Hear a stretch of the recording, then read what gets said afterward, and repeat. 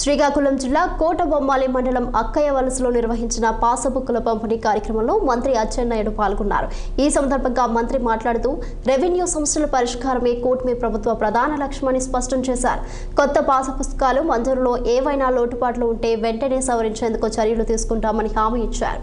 గత ప్రభుత్వం నిర్వహించిన రీసర్వే తప్పుల తడకగా మారిందని, ఏడాది కాలంలో ఎటువంటి పొరపాట్లు లేని రీసర్వే చేయాలని సీఎం చంద్రబాబు ఆదేశించారని చెప్పారు. గత పాలకులు పాస్ పుస్తకాలపై ఫోటోలు వేసుకున్నారని, కూటమి ప్రభుత్వం మాత్రం రాజముద్రతో పాస్ పుస్తకాలు అందిస్తుందని తెలిపారు. నారా లోకేష్ ప్రవేశపెట్టిన వాట్సాప్ గవర్నెన్స్ ద్వారా ఇంటి వద్దకే ప్రభుత్వ సేవలు అందుతున్నాయని తెలిపారు. అత్యున్నత సాంకేతిక ప్రమాణాలతో చెన్నైలో ముద్రించిన పాస్ పుస్తకాలను నేరుగా రైతుల ఇంటికే పంపిణీ చేస్తామని, సాంకేతికతతో పాలనలో పారదర్శకత తీసుకొస్తామని మంత్రి అచ్చెన్నాయుడు స్పష్టం చేశారు. 5 కోట్ల మంది ప్రజలు గత కొన్ని సంవత్సరాల నుంచి చాలా ఇబ్బందులు పడుతున్నారు. ముఖ్యమంత్రి నుంచి గౌరవ శాసనసభ్యుడి వరకు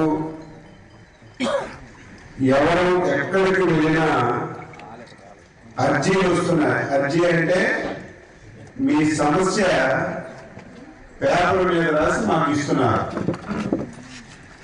మీరు ఇస్తున్నటువంటి అర్జీల్లో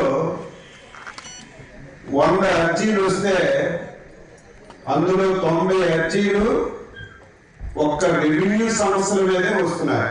అంటే రెవెన్యూ వ్యవస్థని ఎంత భ్రష్టు పట్టించారో గత పాలకులు ఇది ఒక ఉదాహరణ అని చెప్పి మీ అందరికీ తెలియజేస్తున్నాను. బ్రిటిష్ వారు గతంలో పరిపాలన చేసేవారు.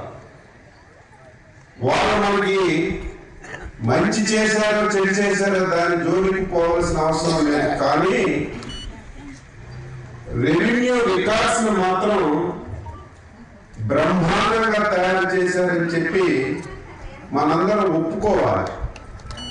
నేను అప్పుడు పుట్టానో లేదో నాకు తెలియదు. 5 కోట్ల మంది ప్రజలు